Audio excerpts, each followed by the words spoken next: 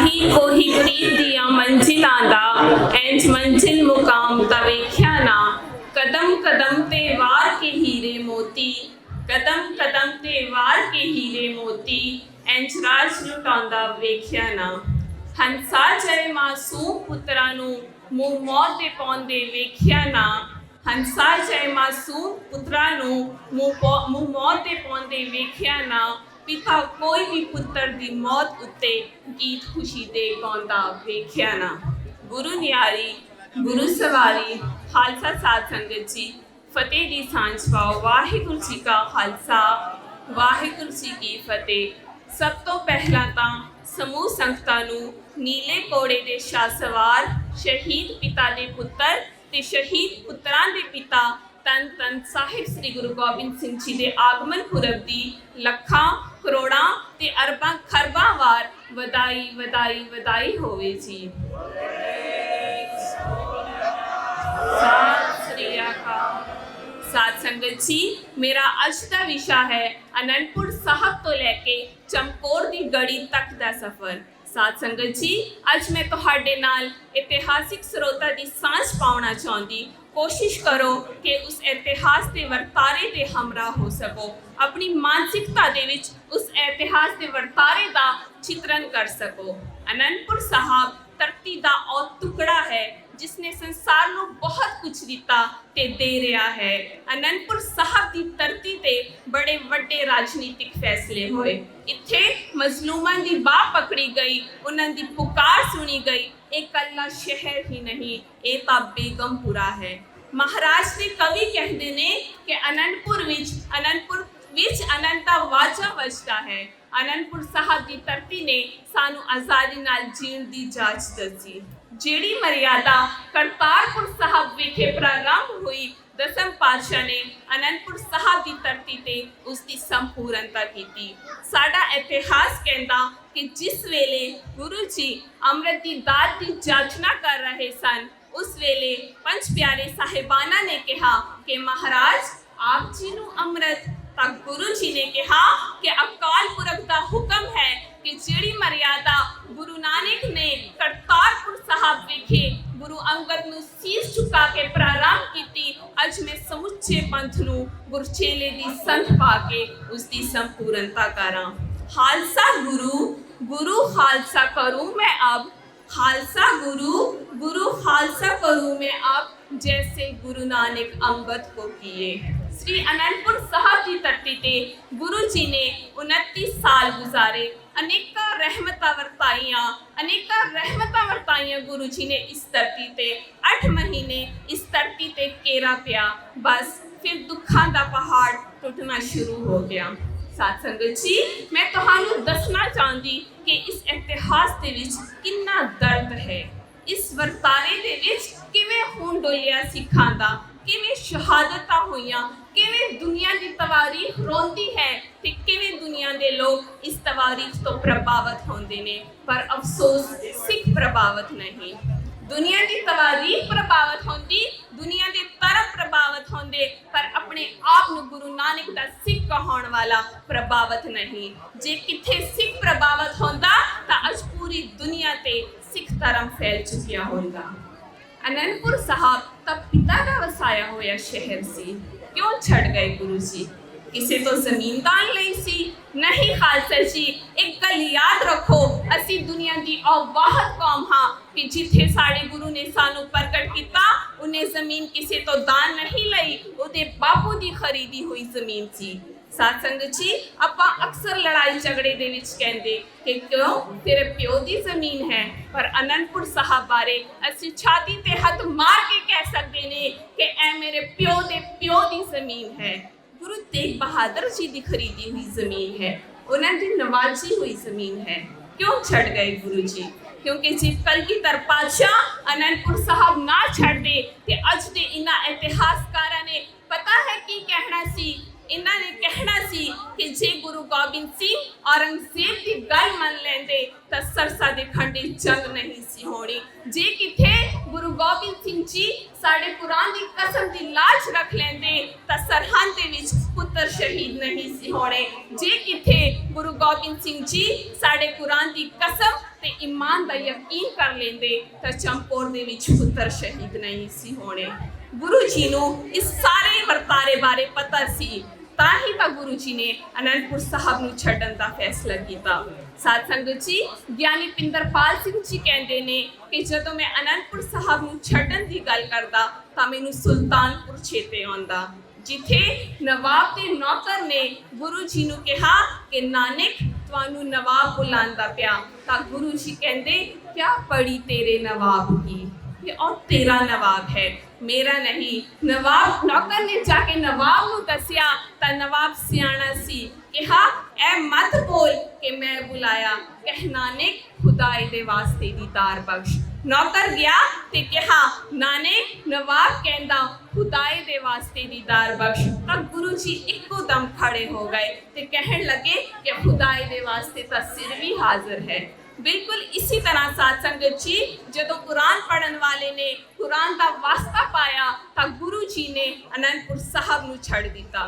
साडे कई प्रचारक वीर एक शब्दावली बोलते ने कि गुरु जी नाल धोखा किया गया। मेरा सवाल है कि गुरु नाल धोखा किया जा सकता है?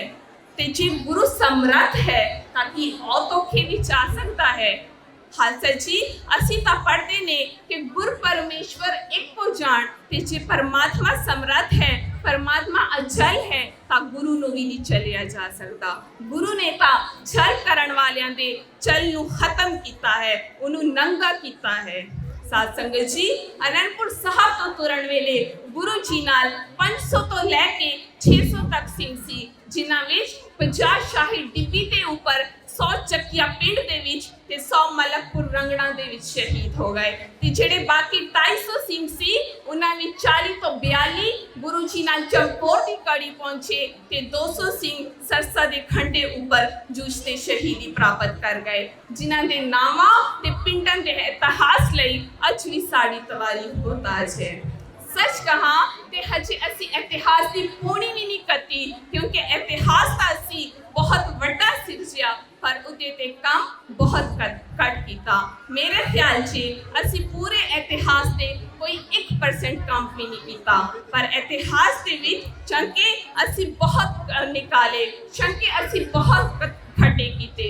साध संगत जी और मैं एक नवा ही शंका सुनिया कि उस महीने सरसा विच पानी नहीं सी हैगा। और पलियो तवारीख तो पढ़ के देखो, जे तुसी उस महीने दे मौसम तो भी अंदाजा ला लवो तो पानी सी। बिना मतलब दे शंके ते अफसोस ते इस गल दा है कि ए शंके कोई बाहरों नहीं खड़े कर रहा, अपने आप नूं गुरु नानक दा सिख कहण वाला अपने इतिहास ते अपनी तवारीख ते शक कर रहा है। हैरानगी की गल है जिस कौम ने अपने खून नाल इन्ना वड्डा खूनी इतिहास सिरजिया, अज उसी कौम के अपने आप नूं विद्वान कहण वाले लोग अपनी तवारीख ते शक कर रहे ने। साध संगत जी दुनिया की किसी तवारीख विच इंज नहीं होंदा। क्रिश्चियंस ने तो कभी जीसस क्राइस्ट के जन्म ते शक नहीं किया, भावें सब नूं पता सी कि कंवारी मां दी औलाद सी। इस्लाम दे विच कई कर्म कांड ने, पर इस्लाम ने कभी शक नहीं किया। बस एक सिख है कि अपनी तवारीख ते शक कर रहा है। आनंदपुर साहब तो लेकर चमकौर दी गढ़ी तक मुसीबतां ही मुसीबतां सी। उपरों आसमान नहीं वरसारिया, अगों सरसा मुंह खोल के गड़ी सी ते पिछों दुश्मन चढ़िया आ रहा सी, पर गुरु जी अडोल सी। गुरु जी नहीं डोले, गुरु जी बिल्कुल अडोल सी। साध संगत जी आपां कहते ने ना कि कोई नहीं अगे चलो, अपने ही बंदे खलोते ने, पर गुरु जी नूं तां पता सी कि अगले पिंड विच भी मेरा मुकाबला करन वाले खड़े ने। इतिहास कहता कि इस सारे वर्तारे दे विच गुरु जी ने अमृत वेले का नेम निभाया था। सिर पे वक्त आ गया आसा की वार का, था सिर पे वक्त आ गया आसा की वार का, साजों के चीरो बम का उतार चढ़ाओ का, मनसा था कल की तर के दिले बेकरार का, मनसा था कल की तर के दिले बेकरार का, मौका मिले तो किरतगार का, जब जी कर जाप उस घड़ी करना जरूर था, जब जी का जाप उस घड़ी करना जरूर था, पढ़ के गुरु ग्रंथ को पढ़ना जरूर था। इसी सरसा दे खांडे परिवार का विछोड़ा हो गया ते गुरु जी 40 ਸਿੰਘਾਂ ਤੇ ਵੱਡੇ ਸਾਹਿਬਜ਼ਾਦਿਆਂ ਨੂੰ ਲੈ ਕੇ ਚਮਕੌਰ ਦੀ ਗੜੀ ਵਿੱਚ ਪਹੁੰचे। ਇੱਥੇ ਇੱਕ ਬੜੀ ਪਿਆਰੀ ਘਟਨਾ ਦਾ ਜ਼ਿਕਰ ਹੈ कि गुरु जी ने अपने कमरबंद विचों एक खंजर कढ़िया ते चमकौर दी गड़ी दी एक छोटी जी मिट्टी दी तेली नू उस खंजर नाल खोद के अपनी तली ते रखिया ते हवा से उड़ा दिता। भाई दया सिंह जी ने पूछा कि महाराज आपकी कौतक है? ता गुरु जी ने कहा कि मैं कच्ची चार दीवारी दी इस मिट्टी नू सजदा कीता है। इत्थे दुनिया दा ओ इतिहास रचिया जाना जिसका कोई सानी नहीं होवेगा। ताही का अल्लाह यार खान जोगी लिखता है, बस एक हिंद में तीरथ है यात्रा के लिए। और मक्के मदीने दी गल भी कर सकता सी, करबला मुकद्दस दी गल कर सकता सी, काबे दी गल कर सकता सी, पर नहीं, उन्हें कहा कि जे इस धरती पे कोई पवित्र जगह है ता और चमकौर दी गड़ी है। फरिश्ते भी तरसते हैं जिसकी खाके पांव के लिए, जिसकी मिट्टी नू सजदा करन लई ता फरिश्ते भी सब तरसते ने। आ गल वखरी है कि असी कुछ नहीं संभाल सके। दुनिया की बाकी कौमां ने यादगार के रूप में जे पत्थर भी पिया ता उसनों भी संभाल के रखिया, पर असी ता यादगारां भी संगे मर मर दे थल्ले दफन कर दित्तियां। कुछ नहीं साम सके असी, ना अज साढ़े कोल सरहद दी कंध है ते ना ही चमकौर दी गड़ी। साथ संगत जी सिंह बड़ी बहादुरी नाल लड़े। आखिर चे साहिबजादा अजीत सिंह जी मैदाने जंग विच आए ते और जिस कोड़े पे सवार मैदाने जंग विच आए उस कोड़े बारे अल्लाह यार खान जोगी लिखता है, ताऊस की तुम जान पे सो मार की सूरत पर नहीं पर उड़ता है परतार की सूरत, कि उसकी पूछ मोरगे दुख वर्गी चमकदार सी, खुरियां चंद्रमा वर्गी चमकदार सी, पर नहीं सी पर एक पंछी वर्गा फर्तीला लग रहा सी। ते साहिबजादा अजीत सिंह जी ने जेड़ी तेग पहनी हुई सी उस बारे कहा जांदा, क्या वस्फ लिखूं उस तेग के इस तेगे ज़बान से, क्या वस्फ लिखूं उस तेग के इस तेगे ज़बान से, वो मियाँ से निकली नहीं जी निकली देहा से, कि उस तलवार की सिफ्त नहीं लिखी जा सकती। ज़बान इतनी तेजी नाल शब्द नहीं बोल सकती जितनी तेजी नाल और दुश्मन नु ज़मीन पे सट रही सी। आखिर साहिबजादा अजीत सिंह जी शहीद हो गए। तब साहिबजादा अजीत सिंह शहीद हो गए ता अल्लाह यार खान जोगी कहता है कि मैं सोच रहा सी क्या गुजरी होगी उस वक्त पिता पे, कि पिता ते की गुजरी होवेगी, पुत अखा सामने शहीद हो गया। कहता मेरे सामने दुनिया की तवारीख घूम गई, क्योंकि मैं देखिया कि याकूब ते यूसुफ जुदा हो गए ते 18 साल बाद जदों मिले ता प्यो पुत्र दे विछोड़े च रो रो के अंधा हो गया सी। इसी तरह हजरत इब्राहिम नो खुदा ने अपने बेटे की बलि का हुक्म दिता ता उन्हें अपनी अखा ते पट्टी बांध लई कि या खुदा मैं अपने पुत्र की मौत अपनी अखा नाल नहीं देख सकता। पर गुरु जी ने जदों देखिया कि साहिबजादा अजीत सिंह जी शहीद हो गए ने ता गुरु जी कहन लगे, पियो प्याला पिरम का सुमन पे असवार, आज खालसा खास पियो सतगुर के दरबार।